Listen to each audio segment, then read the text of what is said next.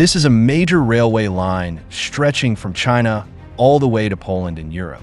Along the way, it passes through 25 countries and 227 cities of various sizes.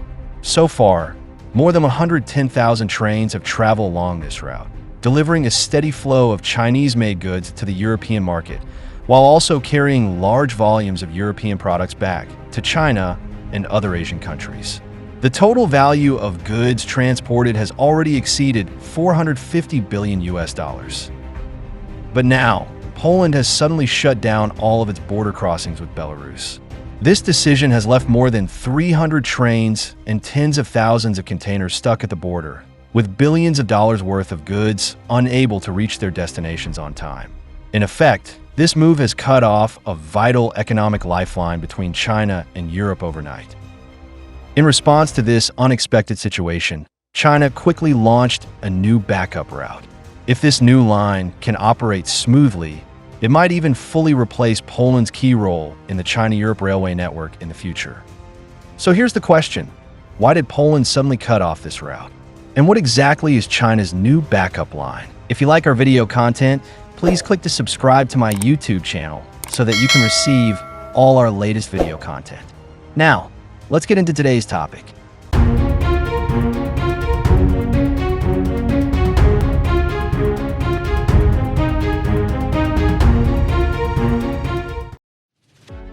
More than 2,000 years ago, China opened a famous trade route connecting the Eurasian continent, the Silk Road. This ancient passage witnessed the prosperity of Chinese merchants crossing borders and thriving through trade. Entering the 21st century, China once again breathed new life into this route. In 2011, the very first China-Europe freight train departed from Chongqing and headed to Duisburg, Germany, marking the official beginning of a new era of rail cargo transport across Eurasia. 2 years later, in 2013, China formally launched the Belt and Road Initiative, with the China-Europe freight train becoming one of its core projects. Since then, the number of train services has continued to rise year after year, while its network of countries and regions has kept expanding. According to publicly available data, the China-Europe freight train system has now formed three main transport corridors: Eastern, Central, and Western. It can depart from 61 Chinese cities and directly reach 227 cities in 25 European countries. Among these, the longest route stretches all the way to Madrid, Spain, covering a distance of about 13,900 kilometers, with a one-way journey taking roughly 20 days. On the map, the network of China-Europe trains looks like a dense and vast spider web, tightly linking China and Europe together, becoming a true economic artery. As of November 2024, the cumulative number of train services has exceeded 100,000, transporting more than 11 million containers with a total cargo value of over $420 billion. Among all destinations, Germany undoubtedly stands out as one of the most critical hubs. Over the past decade, Duisburg has grown into the busiest logistics center for China-Europe freight trains, handling the largest number of trips and cargo volume. At its peak, as many as 70 trains per week traveled back and forth between Duisburg and more than 20 Chinese cities. Through this route, a huge amount of German industrial goods, such as auto parts, have entered the Chinese market, while Chinese manufactured products have continuously flowed into Germany. Poland, however, is also a key country along this route. As one of the EU's major agricultural producers, Poland exports a large amount of dairy products every year. Items like butter and cheese, with their short shelf life, were nearly impossible to deliver efficiently to the Chinese market before the launch of the China-Europe freight trains. Now, thanks to this railway, transport time has been cut to around 15 days. Dairy products alone account for as much as 120 million tons exported from Poland to China annually, an increase of 78% compared to the period before the route opened. But today, this vital trade corridor has been cut off by Poland itself. So what exactly happened behind the scenes? From what I've learned, around September 10th, more than 20 Russian-made military drones, originally launched from Ukraine, suddenly veered into Polish airspace.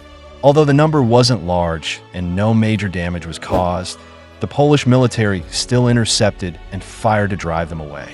What worried Poland even more was Russia's announcement shortly afterward.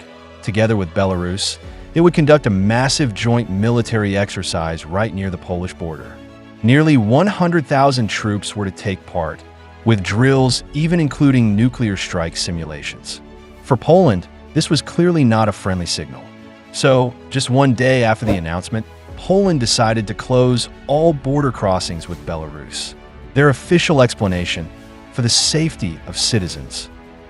When Poland decided to close all its road and rail border crossings with Belarus, in just 1 week, more than 300 China-Europe freight trains passing through Belarus into Poland were brought to a halt, leaving billions of dollars worth of goods stuck at the border. It wasn't until September 25th that Poland finally announced the reopening of both rail and road checkpoints. But do you know why Poland cut off the China-Europe freight trains in the first place? In fact, beyond the immediate triggers of military drills and drones entering Polish airspace, there's another factor that cannot be ignored: Western influence. Since the outbreak of the Russia-Ukraine war, Poland has become a vital transit hub for Western aid to Ukraine. In particular, the city of Rzeszów has practically turned into Ukraine's logistical heart. NATO, meanwhile, is planning to further increase troop deployments, expand military assistance, and transform Poland into a forward stronghold against Russia.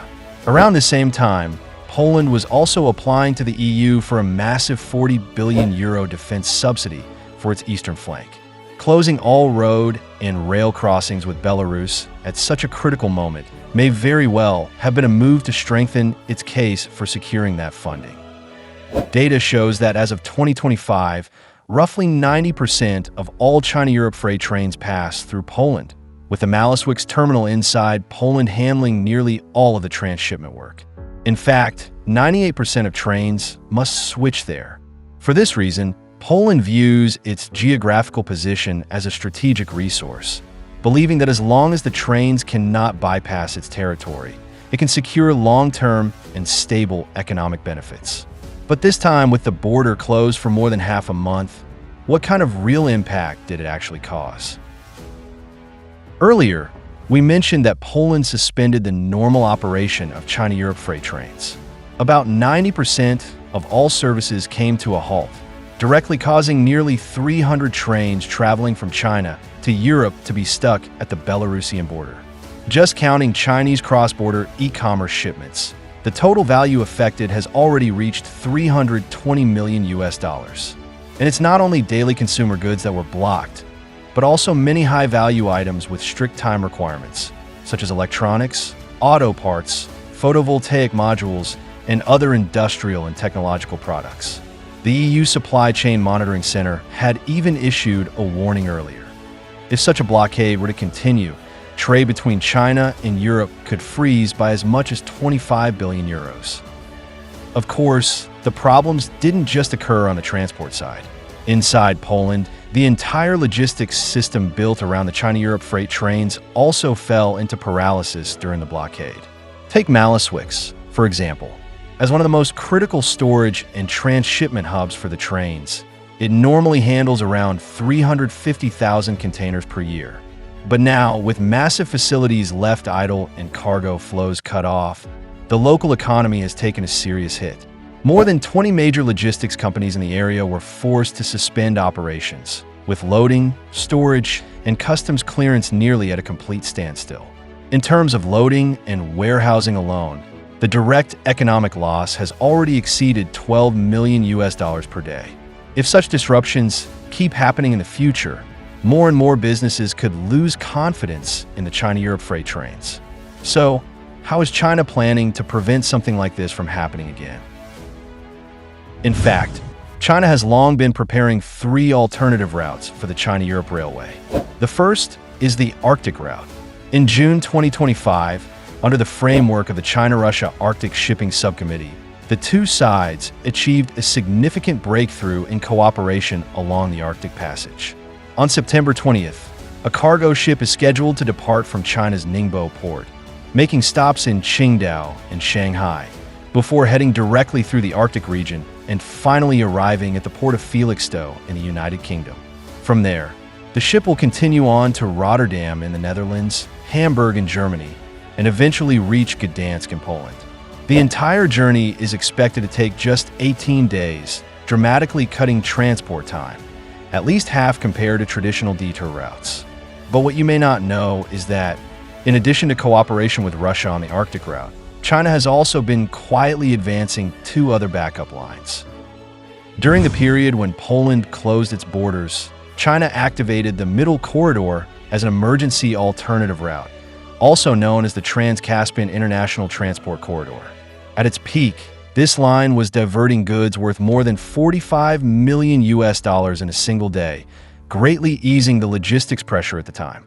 The path of the Middle Corridor starts from China, passes through Kazakhstan's Aktau port, crosses the Caspian Sea to Baku in Azerbaijan, then goes through Georgia and Turkey into Europe, eventually linking up with the heart of the China-Europe network. It is a typical southern route. In the first 3 quarters of 2025, 229 trains took the Middle Corridor, 28 times more than the same period last year, handling about 15% of the overall freight volume. According to current plans, within 2 years, its annual capacity will be raised to 10 million tons, making it the second artery of the China-Europe trade system. The third alternative route is the China-Kyrgyzstan-Uzbekistan Railway, now under construction.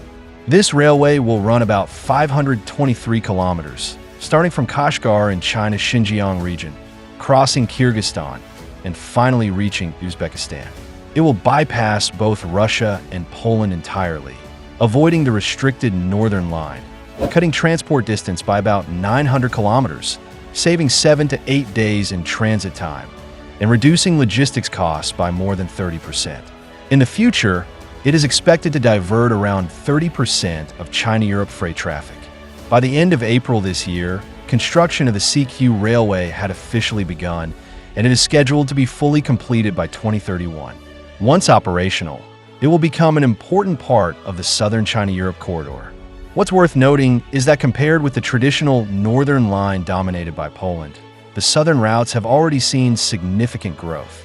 The number of trains has increased by 127% year-on-year, with their market share rising from 18% to 31%.